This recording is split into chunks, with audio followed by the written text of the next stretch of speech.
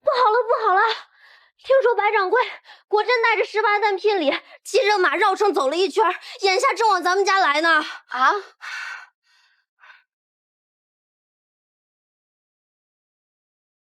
头儿，那帮人的动作很快。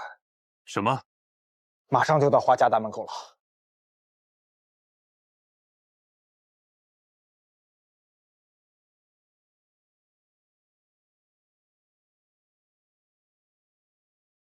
你们好好工作啊！我跟着头儿杀敌去了。把门带上啊！多谢了啊！多谢，多谢，多谢了啊！麻袋、毒药、大砍刀，头儿你就说吧，哪个？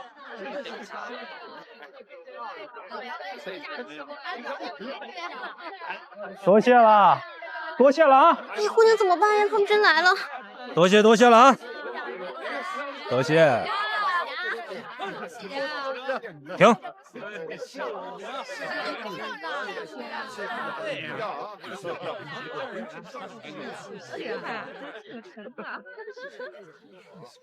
兄台是？啊，这是我家燕先生。幸会，白母无福，父母已先去，今日只得亲自上门提亲。大姑娘，这是婚书。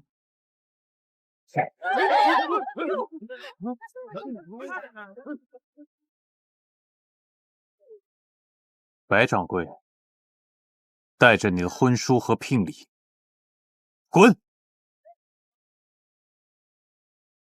我与兄台无冤无仇，你为何要拆散我与福东姑娘？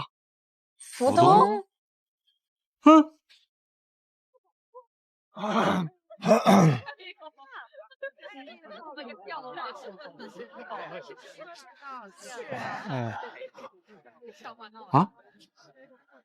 这天儿，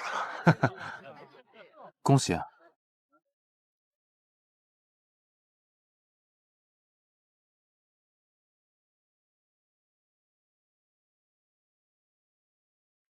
福东，你们二夫人，都是福东的错。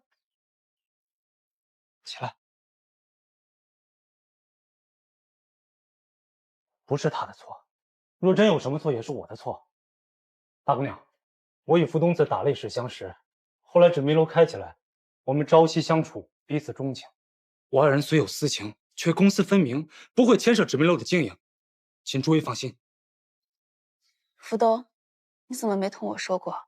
姑娘，福东并非有意隐瞒，只是不知他会上门下聘。他若是不下聘，你就永远都不同我说了。怎么会呢，福东？我一定会明媒正娶你进门的呀！白某之心，天地可见。我若辜负福东姑娘，我愿受刀山火海之苦，永堕畜生道，我不得好死。少说两句吧。我听你的。别来这套了啊！丈夫的嘴，骗人的鬼。我就问你一句，这芷明楼是芷儿和福东辛辛苦苦赢下来的，你和芷儿合本经营，全仰赖福东掌管后厨。那福东进了你家门，这芷明楼岂不变成你白名下的夫妻铺子了？不会的，三夫人。原来夫人是顾虑这个呀。我与福东两情相悦，我已经想好了，他若愿嫁，我便与大姑娘重立一份妻子，把我那5成本钱改换成福东的名字，这芷明楼便是大姑娘与福东合本经营。这生意上的事情倒是可以再说，但是这件事要看福东的意愿。可不能再说了。今日若是不成也便罢了，若是成了，得当场立契。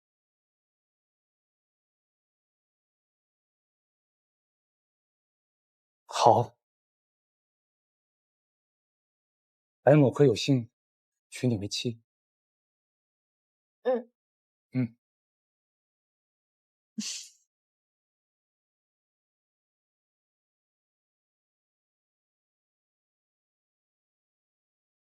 亲姐姐，你这几日收到几张八字？也就7、8张吧。7、8个，我怎么只有3张？你还小呢，怎么也着急要嫁？这世上的好男子太少了，总得多收几张，说不定就能找到画本子上那等俏郎君了。先前花家落难时，不光不见提亲的，就连定好的婚约都要退了去。如今不过就是那白名下娶了一个花家的丫鬟，他们倒是回过味来，想起花家的好了。是呀，先前宅子失火的时候，大姑娘差人从院子里抬了许多烧化的金银刻子出来，这皇都里都传遍了。恐怕呀，都是冲着我们花家的嫁妆来的。这福东嫁出去时都上赔了7、8箱的嫁妆呢，还都是全套赤金的首饰，何况是姑娘们。我不管那些，反正如今我也跟着福东姐姐学会做手艺了，能自己养活自己。我就图那郎君够俊俏，够高大，够痴心。灵儿，你听，这小妮子呀，都在说什么不要脸的话。我才不怕。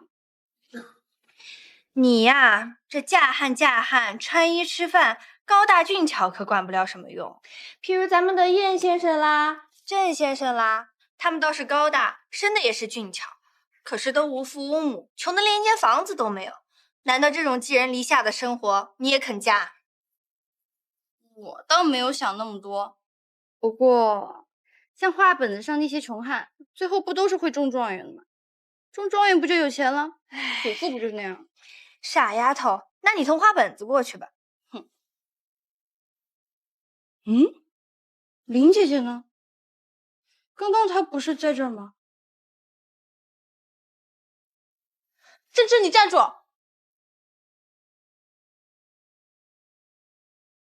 你躲什么？你是不是都听见了？闺秀私语，本就不是君子该听的，我并非有意。蓉儿那是童言无忌，晴儿她向来就那样。我替妹妹们向你赔个礼。秦姑娘也没说错，既然无错，何须赔礼？我去备课了。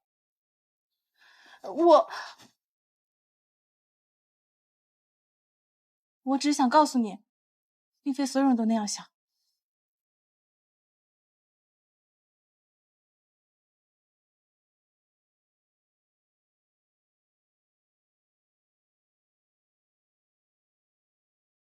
嘿，还真出了奇了！这群小娘子，果真是把酒楼开起来了。那是因为白掌柜在呀，这一群未出阁的小娘子，他们能顶什么用啊？哎，这话不对啊！白明夏先前在云来酒楼那可是劳心劳力的经营啊，照我看，远比不过志明楼如今的兴隆啊。咱们生意人啊，不讲出身，不论男女，只要做得风生水起，我孙香便高看他一眼。下次记得把托盘的灰擦干净再给客人上。水牌乱七八糟的，等一下整理好。你把这几日账本给我。难不成这便是传说中的白玉财神花大姑娘？郎君认错了，那是迎春姑娘。迎春？哎，是花家的哪一房姑娘？哪一房也不是，她是大姑娘家头一号的丫鬟。您别因为丫鬟2字就看扁了她。这如今花家上下谁不知道，迎春姑娘就是个头一号的女管家，这里里外外全靠人家安排打理的。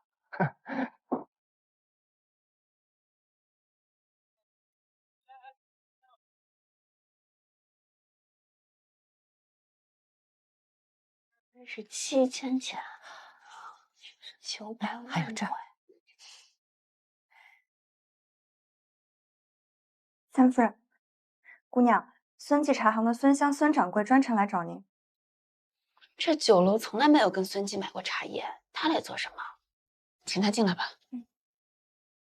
芷儿，我娘家从前跟孙记打过交道，这孙记在皇都茶叶行里是数1数2的巨贾啊，常年累月往宫里供茶叶，切不可怠慢啊！迎春，去准备2碗上好的茶来。是，知道了，三婶。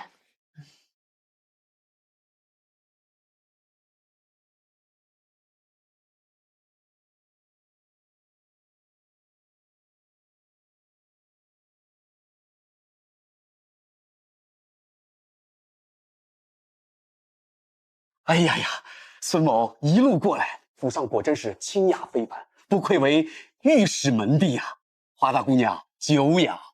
孙掌柜谬赞了，花家早已没有御史，何家都是布衣百姓。哎呀，大姑娘过谦了。备了点茶。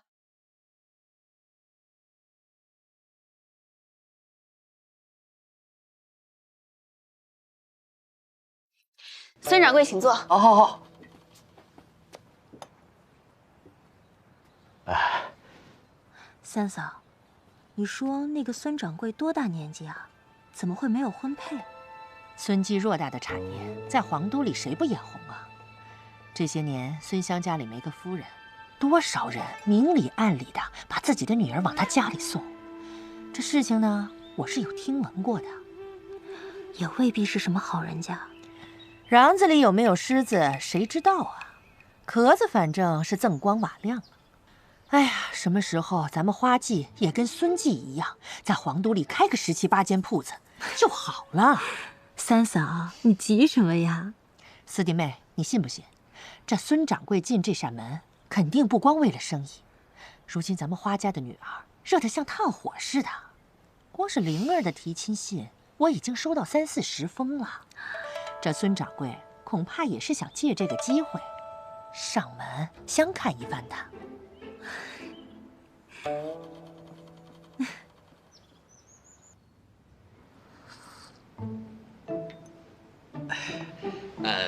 明日我便叫人将3等样品各包1份，送去指明楼里，请大姑娘品鉴。多谢孙掌柜了。这茶之一道，指明楼是后手，还要请孙掌柜多多指教。好说好说。那告辞。那我送送孙掌柜吧。啊，大姑娘事儿忙，不必远送，让迎春姑娘送送我便是。没有想到孙掌柜还识得迎春的名字啊！去指明楼吃过饭的，谁人不识迎春姑娘的威名？那我便送送孙掌柜。好，告辞告辞。姑娘请。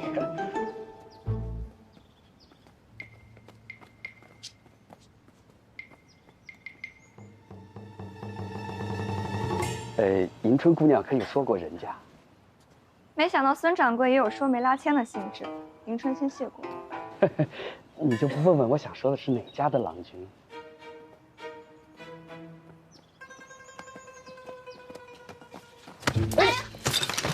哎呦，对不住对不住啊！无妨，郎君避些会儿。没撞坏吧？秦姑娘不在内院陪着姨娘，怎么跑这儿来了？没事，我来捡就好了，不劳迎春姑娘了。迎春姑娘整日跟着直姐姐，我可不敢劳烦她大家。啊，多谢郎君。孙掌柜，前头便是大门了，我再送您一程。好好。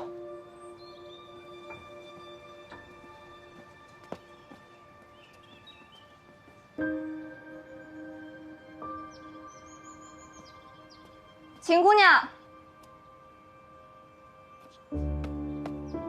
今日可真要多谢秦姑娘，叫我开了眼。迎春姑娘跟着直姐姐，见识定然比我多得多了。我这成日大门不出二门不迈的，哪有本事叫迎春姑娘开眼呀？我同姑娘学的头一件事儿，便是不能成日想着只靠男人。我当你今日是吃了火药，原来是看上了那孙掌柜呀。这世上呀，白明下那般的傻男人可不多了，福东那般的傻女人也不多了。我看呀，对着迎春姑娘这样聪明的人，那孙香呀未必肯分你铺子。好啊，我本是想学福东寻个好归处，也没瞧上那孙香，谁料斜刺里闯出一只花毛野鸡来。那我可真得好好看看这孙香好在何处了。你不过就是个婢子，敢同我这样说话？你不过也就是一个婢子生的。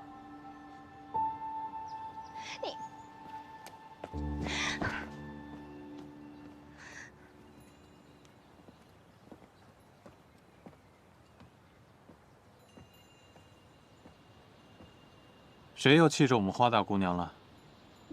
没想到嫁了个福东，家里的姑娘都蠢蠢欲动，拦都拦不住。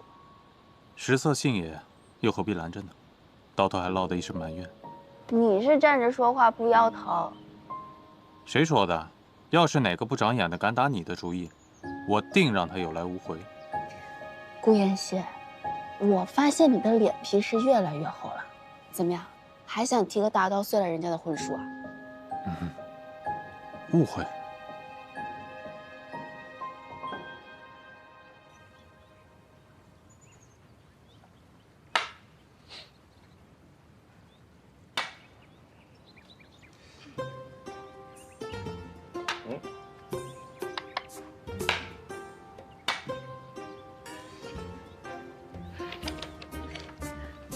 我赢啦！认赌服输啊！不要！投过来！不要！躲！不要！别躲！不要！没事没事。啊，没摔坏，没摔坏。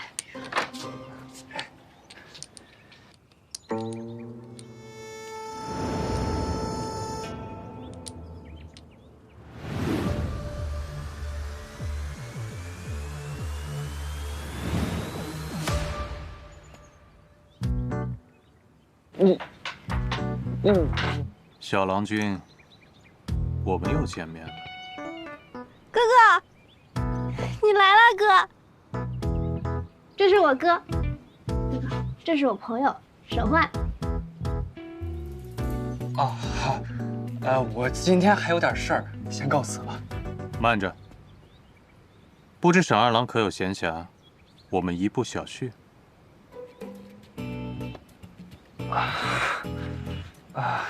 小旭的话就……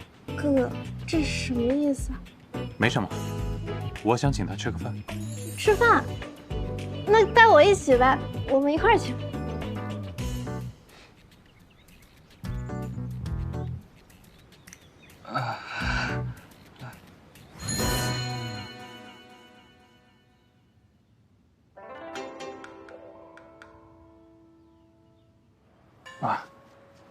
来，燕兄。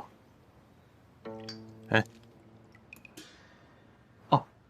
多谢燕兄。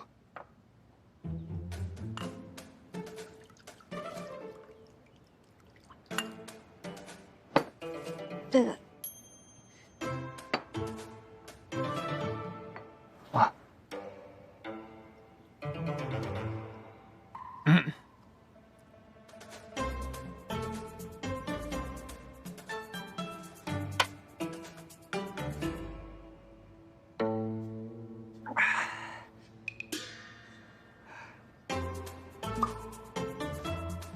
沈二郎是怎么认识我们家芍药的？就是在大街上闹着玩儿。哦，那次是我不好，我不应该逗他的。哥，他好人。芍药，你先吃饭，哥哥跟他聊聊天好不好？那沈二郎平日里又做些什么营生呢？也没什么正经营生。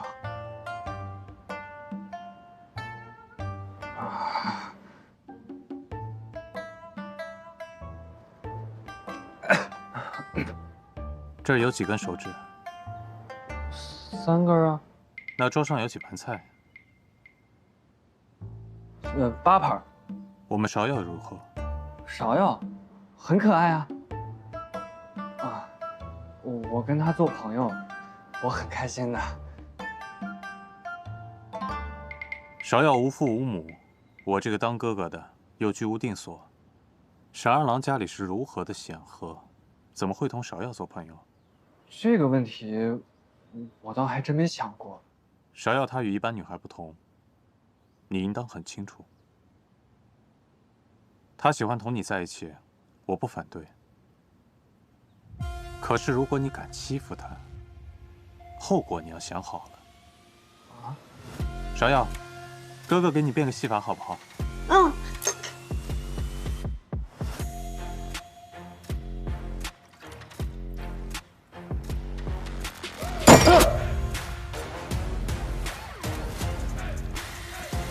好厉害，哥哥！给我也整一个一样的。下次。啊。吃菜。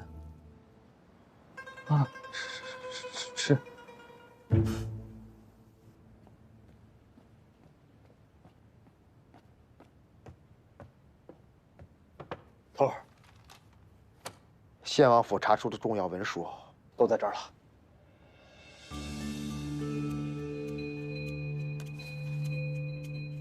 先清点，理个单子出来，我再向官家禀报。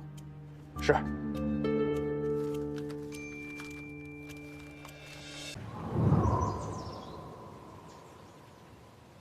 所以，你是自己让迎春姑娘去探探姓孙的底细？他要是不自己亲眼看到、亲耳听到，我一个局外人说什么都没有用。要论聪明啊，迎春是不下于我的，只是她没有机会读书，但是她自有决断。我怎么听着像是你在自夸呢？我就是在自夸。那照你说的，是那个人吃着碗里看着锅里，还想着与秦姑娘勾搭。秦妹妹虽然看着跟个巨嘴葫芦似的，其实是个明白人。只不过呢，她没有迎春那么倔强要强。要是那姓孙的再来找她，我同她好好说上几句，她会听劝的。哎，缠在一起了。算了，缠一起缠一起呗，让他们一起飞去吧。好你个王孙公子，不懂得落魄人家家计艰难，说搅就搅了，那下次放什么呀？下次我给你画2个，只要你不嫌我画的丑就行了。难怪四叔他们喜欢放风筝。你四叔是个有趣的人，难怪四婶对他情深意重的，不像我这般无趣。你无趣的很好啊，像你生的这么俊俏，要是再有趣一些，那为你驻足的人太多了，我可抢不过来。我怕我真的太无趣的话，你就不会为我驻足了。那就不要多一分，也不要少一分，像现在这样我一个人喜欢就足够了。还不帮忙？啊。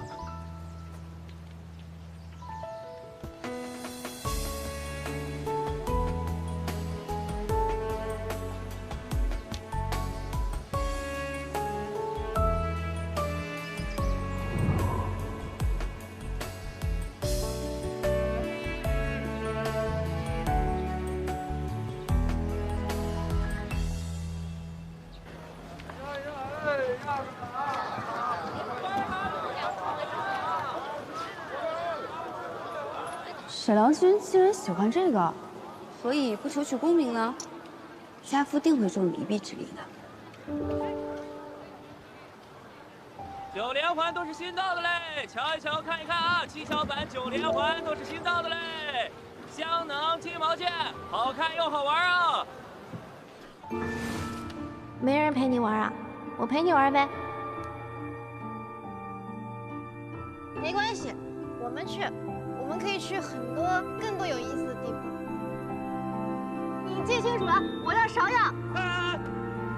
跑快点啊，马可要丢了！你这脸上都是伤。这是我朋友。朋友。朋友。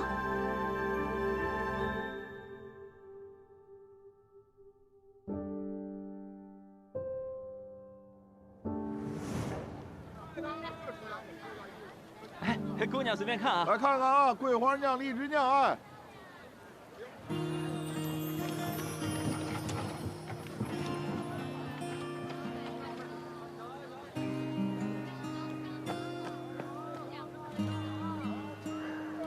芍药，沈焕，你不是不？哎，公子，你的东西！慢点。沈焕，你不说不能来找我一起玩吗？芍药，我有话想跟你说。啊，你说。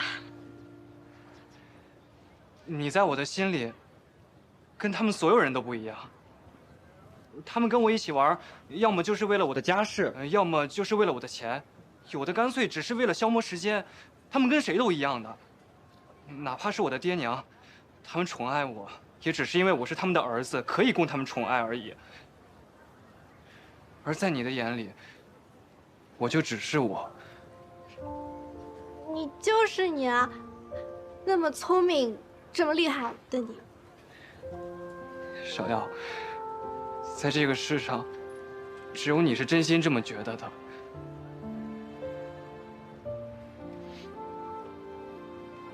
我马上就要跟别的娘子成亲了。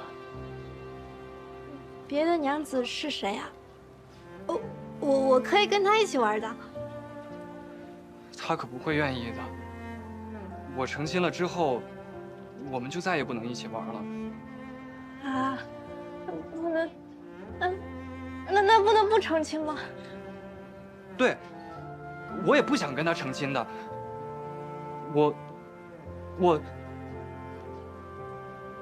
哎，芍药，我想了很多天，我觉得我应该是对你有情。有什么情？有情啊！什么有情？哎，有情就是我想天天跟你在一起。要是没有你的话，我这一天都不知道怎么过了。我也是。啊，原来这就是有情。那我对你也有情。真的？嗯。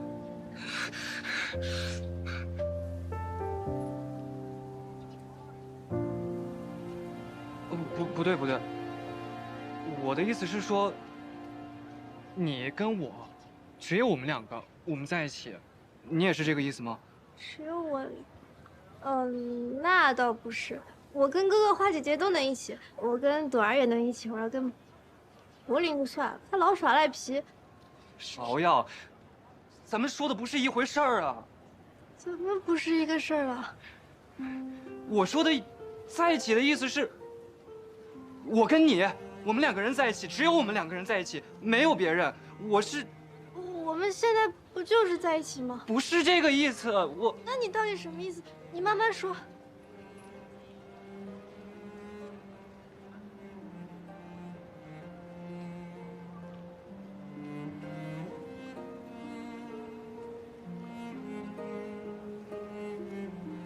芍药，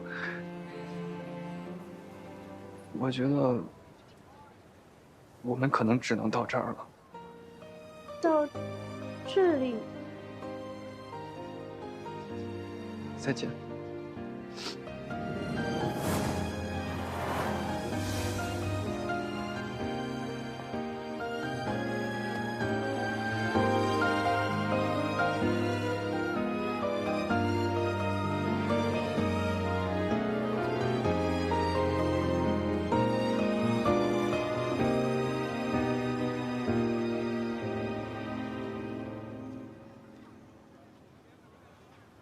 你上下8个妾室，要我过去做老九？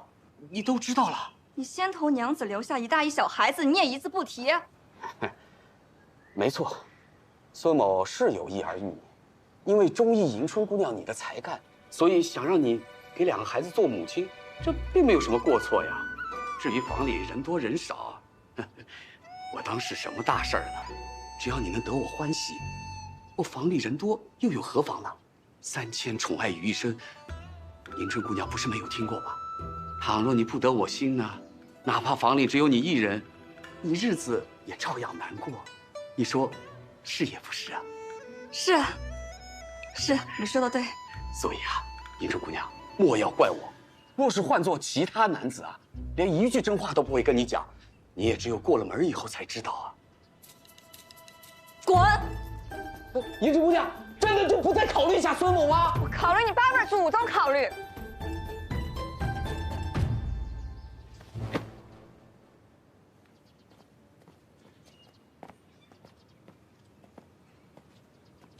姑娘，怎么说？这人嘴里没一句实话。我假装去买茶叶，去了他3间铺子，那管理的是一团乱麻，账面上不止亏空了多少。我还去了他皇都的宅子。问了内宅的情形，姑娘，你的心意我已经明白了，谢谢你。咱们迎春的心窍可总算是回来了。像这样的人，谁愿意同他做生意啊？就是，咱一个子儿也别给他赚。走，对账去。好。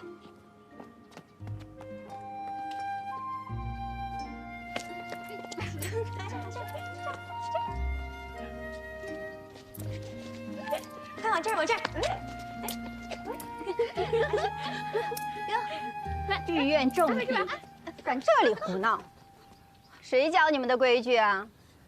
奴婢该死，奴婢再也不敢了。把剑子还给他们吧。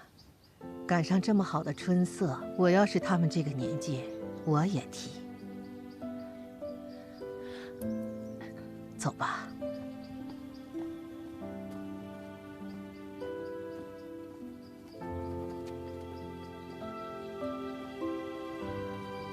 燕西见过皇祖母。燕西，你看这园中，风物明媚，万物欣欣。可就在今年，我又失去了一个儿子，2个孙儿。皇祖母，但愿您不会怪罪燕西。孩子，我怪你什么呢？生在皇家，就得听天意和圣意啊！你看这座皇宫，是我们的家，却又不是家。你们顾姓子孙是一家人，又并不是一家人。唉，我是只能在这终老了。可燕西，你不一样，你今年20有3了吧？该为自己成个家啦。这皇宫也好，灵王府也罢，到处都是冷森森的，找一个让你暖心的人。怎么？难不成已经找到了？什么事都瞒不过皇祖母。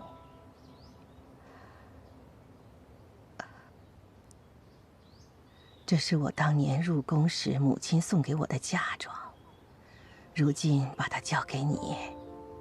你若选中了哪家的女儿，你就送给她，做个定礼吧。谢皇祖母。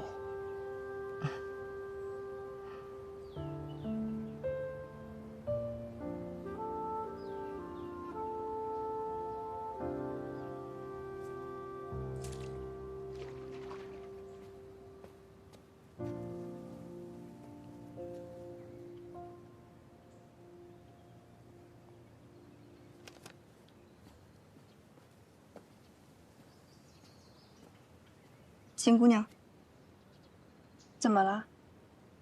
那位孙郎君，姑娘不向他买茶了，你可知为何？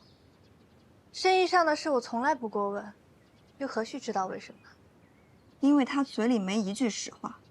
他家里7、8房小妾，还有2个孩子，就等着找便宜的娘亲呢。迎春，多谢你同我说这些。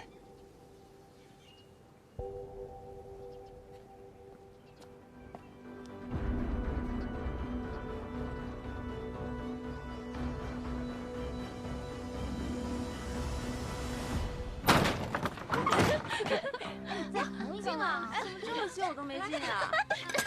你看我进了。躲在这里干嘛？没个省心的。哟，这是谁惹官人生气？滚！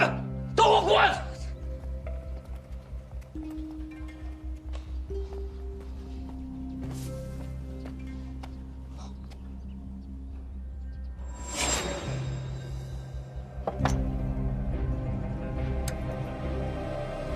这小蹄子！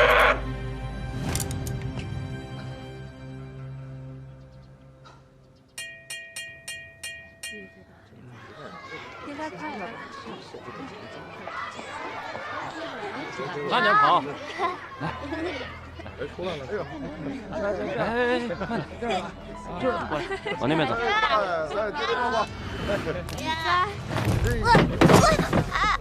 怎么了？不哭不哭，小郎君。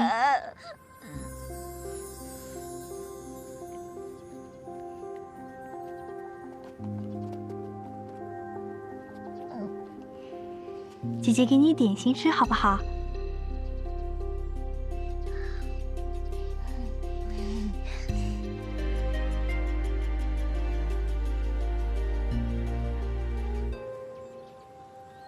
好吃吗？好吃。下次姐姐再给你买好不好？好，谢谢姐姐。老爷，这好吃吗，心儿？好吃。秦姑娘，爹爹。哎，孙郎君，没想到世上竟有这般缘分，你竟然是心儿的父亲。是你送她回来的？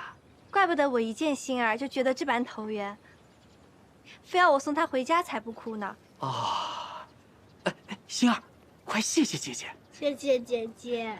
心儿真乖。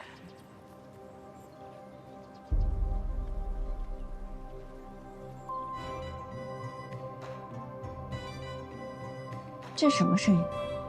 我不知道呀。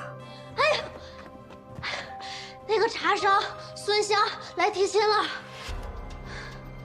和谁提亲？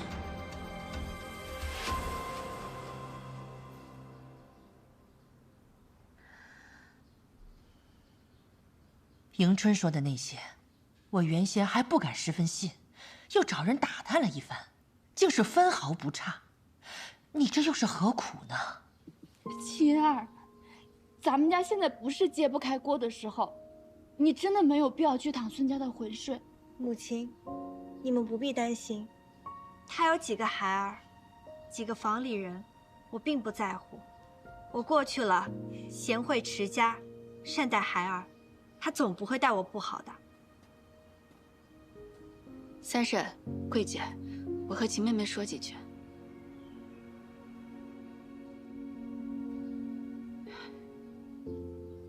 师姐姐，我知道你们都是为了我好，不过我也有自己的打算。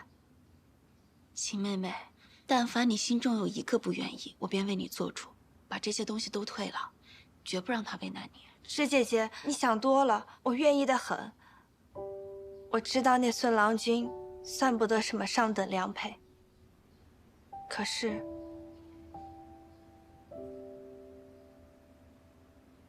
我又是什么样子的人呢？便是当年祖父他们都在的时候，会有王孙贵胄来向我求亲吗？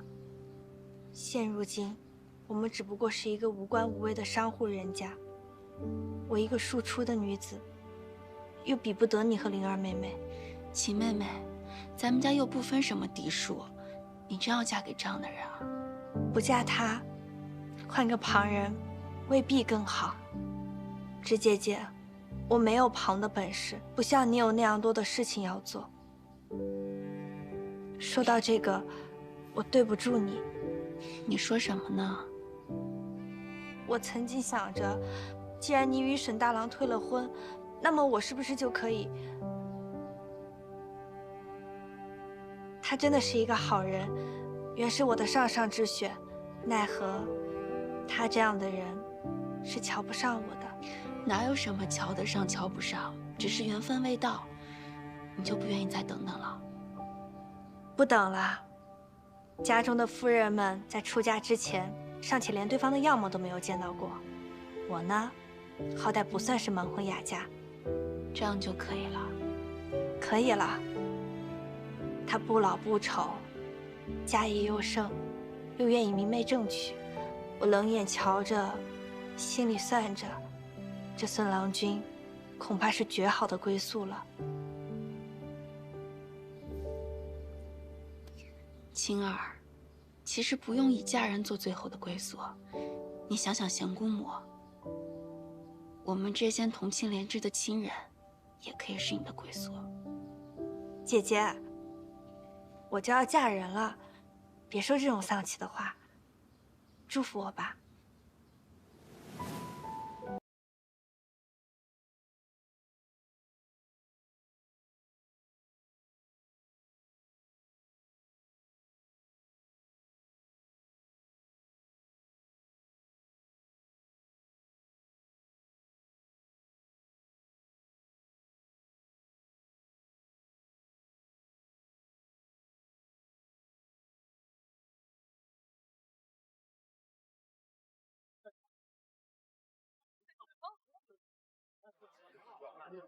大家恭喜！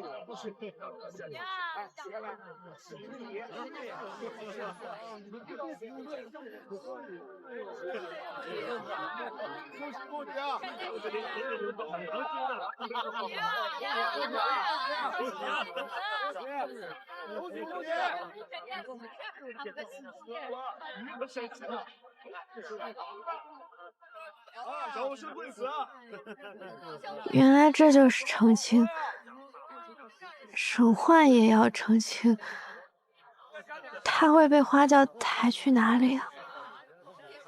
姑娘，有几家庄户送果子到后院来了，咱们去看看吧。走。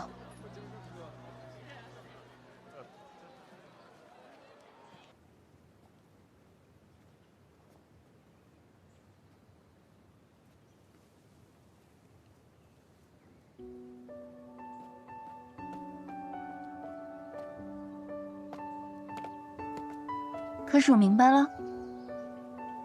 刚数一半，可一见你我全忘了。你怎么来了？我来看看你操办喜事的本领，但是太忙，来迟了。办得怎么样？好像有点问题。那你说说哪儿有问题？因为人们通常是先嫁姐姐，再嫁妹妹的。就你嘴皮。花枝。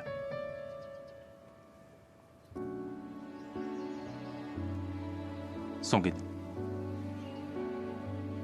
你这是把我给你的月钱一并还回来了？这几个月的呢，恐怕不够，下半辈子都给你了。哪儿来的？长辈送的，一份心意。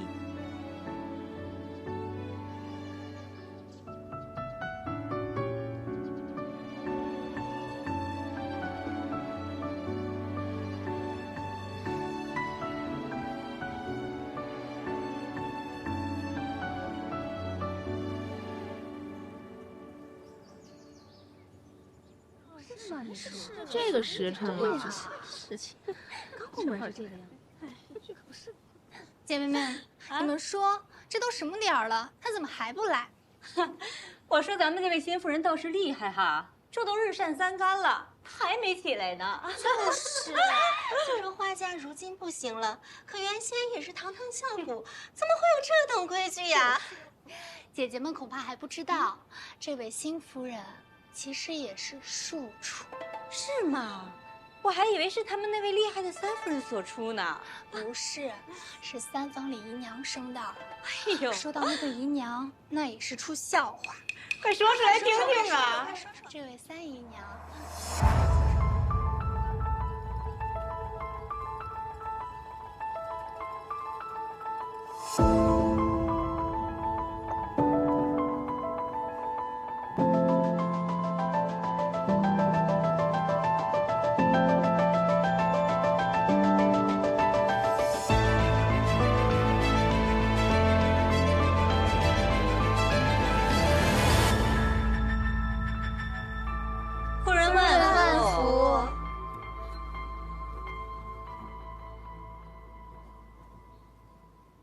我让你们坐下了吗？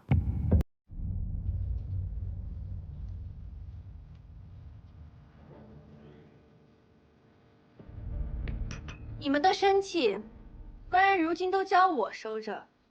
今日一早，我已看过了。原来姐姐是为了看这个呀，我们还当姐姐是因为什么晚起的呢。啊！以后我说话时，不许插嘴。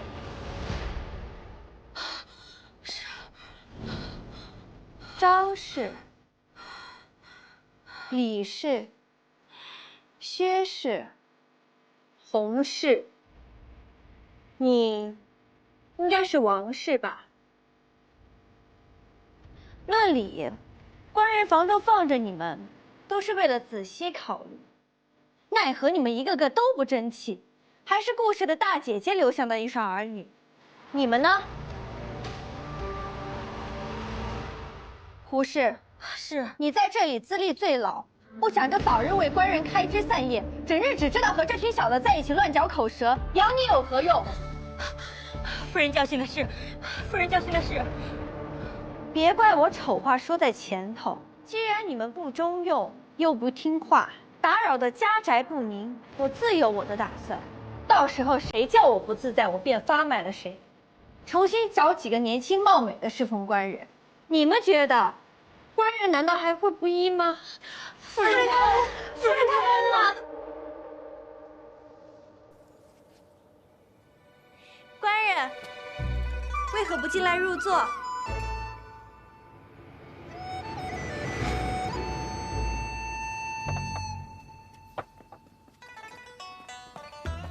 快，还有这儿，把那个地方再弄一弄。哦，大嫂，这福东3日之前刚回过门，眼下花琴又要回门了。这是高兴的事儿，你为何叹气呀？二嫂，你怎会知道我的心酸呢？你有没有养过女儿？我是在想，不日将来，芷儿跟蓉儿，你也真是的。来了吗？夫人，宫里来人了。宫里，怎么了？夫人们别急，说是咱们家点心名声太响亮了，连太后尝了都赞不绝口，所以想让咱们家主事着带着点心进宫一叙。哎呦，好事儿，好事儿。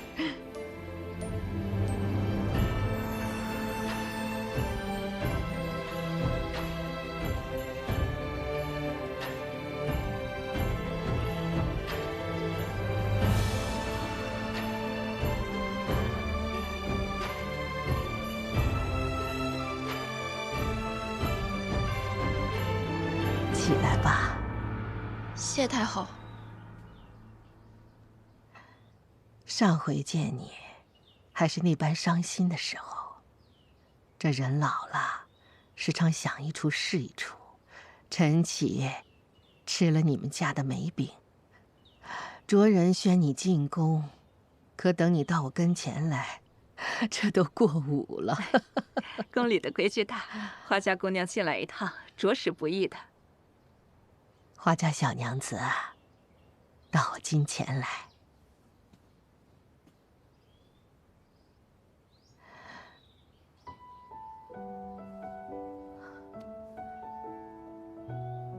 这镯子是燕西给你的。是。他是什么人，想必你也都知道了。真好啊！年轻的时候，就是什么都不怕。阿婉在时，他也会这般风风火火，来去自在。那个时候，我们曾经有个约定，我们只谈闺中风月，只当我们从未嫁人，为人妇，从未生儿育女，只当我们始终停留在17岁，所以直到他离世，我都从来没想过见见他的儿孙。你听我这么说，你一点都不惊讶，想必你是读过我们的信了。是，祖母在时时常叫我读信，那些信我都抄写过。哎呀，真叫人不好意思。我与你祖母初见之年，正是我因为婚姻之事而烦闷呢。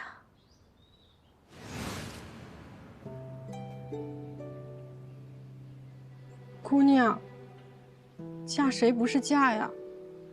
何况殿下他……你不许提他。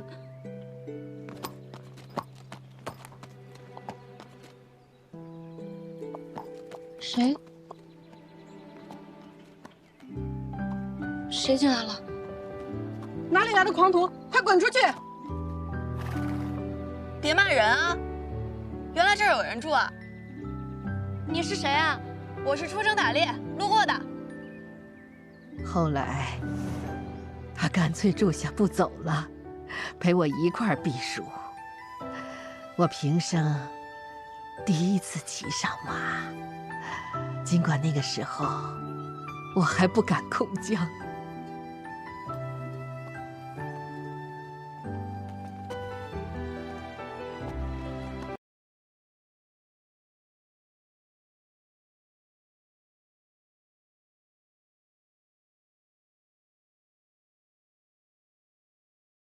再后来，我嫁给了先皇，我便把紫黄驹送给了阿婉。原来是这样，祖母每年夏天都要去住上一阵子，不允许他人跟随。祖母在时，无一日不思念太后。思念也是徒然呐。一入深宫，便只剩下这座城墙里的四四方方的一块田。余生连亲人都见不了几面，更何况朋友呢？作为燕西的祖母，她若能得到你的芳心，我自然为她高兴。可是作为你祖母的朋友，我要提醒你一句，在灵王府里看到的天，只会比这儿更窄。话又说回来，年轻的时候就忧虑不前，连真心都不敢交付，那这一生就太多的遗憾了。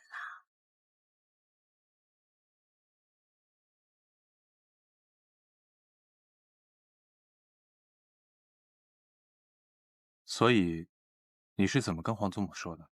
我说我相信你，也相信我自己。好，花府困不住你，王府也不能。跟我来。我们想背对着走，曾错过的言语就被命运的手摆弄了太久，黄昏下太阳给予的温柔。说来也巧，这酒当初是我挖的，兜兜转转又回到我手里了。如今该物归原主了。原来都被你赎回去了，我当时还颇有遗憾。不要遗憾，你失去的那些，最终都会回到你身边来的。如今还在灵王的校期之内，就算有皇祖母替我主事，官家也不会答应的，只能再等一等。我不着急，也不怕等，3年后说不定祖父他们都回来了。只是要把这些酒带回去，我又要撒个谎。这不是你最擅长的吗？哪次你不是张口就来？哪次没把我骗得团团转？谁把谁骗得团团转？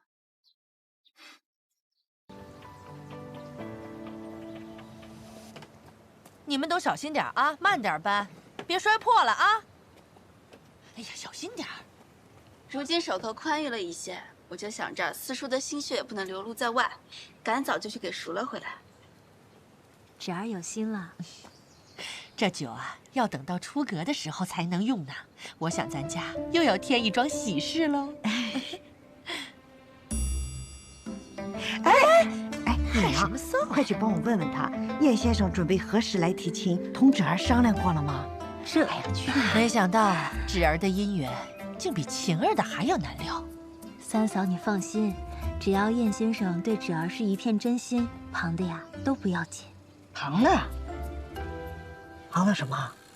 没什么，你呀就稀里糊涂的享福吧。别人家呢给1万个胆子都不敢招你家这个女婿。为什么啊？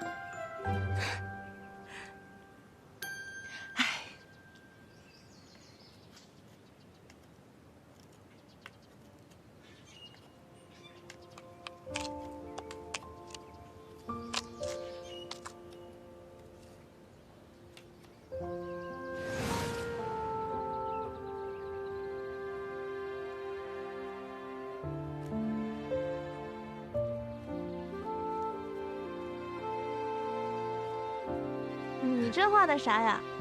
看不出来吗？你看，这是眼睛，这是鼻子，然后这一笔啊，这是嘴，看出来了吗？猴子。不是啦，这是你啦。哇，不像吗？这是你吧？你才长这样。我什么时候？难道不像吗？我什么时候？哎呀，弄鼻子上了。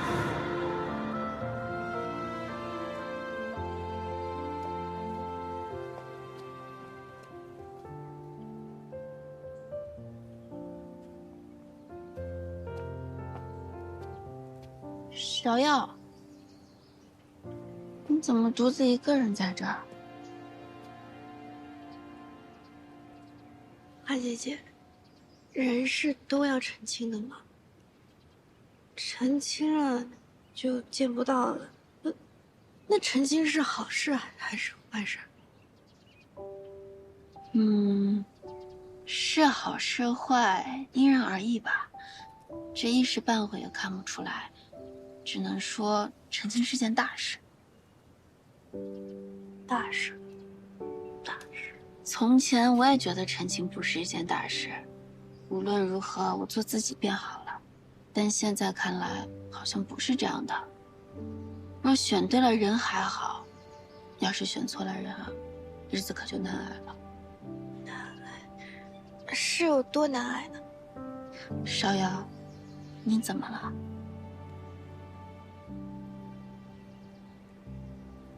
沈焕，他要成亲了，你心里不好受啊？花姐姐，他看起来很难过，所以我也会难受。只是因为这个？是啊，应该是吧。我也不知道该怎么办。你说我该怎么办？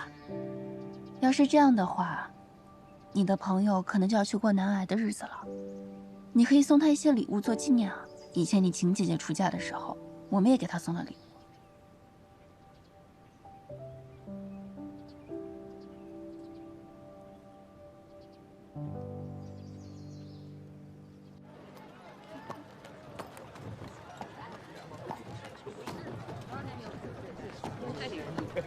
哎，沈家这亲事办得有点急啊，这没几天聘礼都下了。你看，这下聘礼的车都来了。嗨，人家要娶的可是曹运贾家的姑娘，你换我也急啊。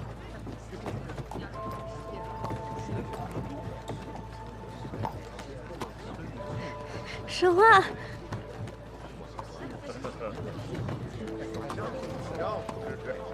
沈焕，沈焕。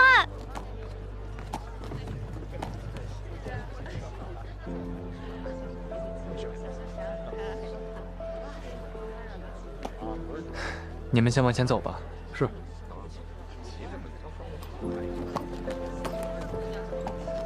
芍药。啊，这个还给你。你不要了？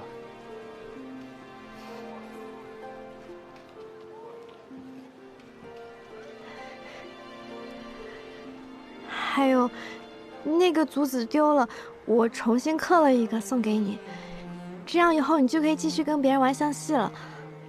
花姐姐说成亲是大事，所以我做了这个送给你。你别不收了，我刻了好几天的。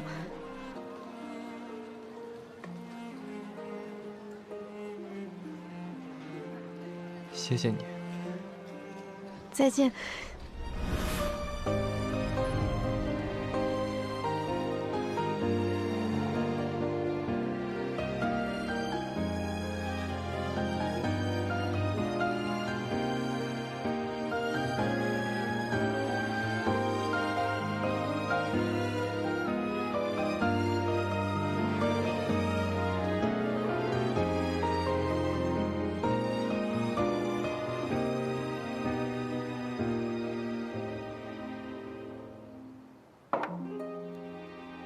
今日怎么想起来我这儿了？1年前，花大姑娘来退婚，你向来不饮酒的。那一天，是你第一次喝醉。好端端的提这事干嘛？哥，我现在终于明白，你为什么那日忽然要饮醉了。这怎么能一样？我是被退亲，你可是要去结亲的。我并不喜欢那位蒋姑娘。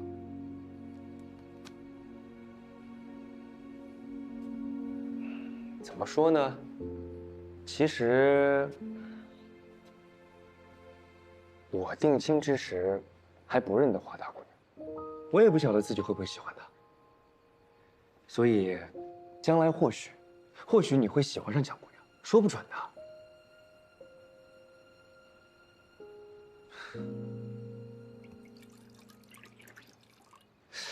你心里已经另有他人了。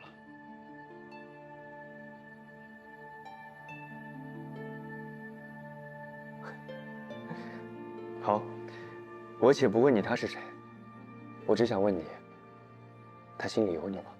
那即便没有我，我就可以抛弃自己的心意，转投他人了吗？譬如你现在心里还装着花大姑娘，可是爹娘明日就要你另娶他人，你愿意吗？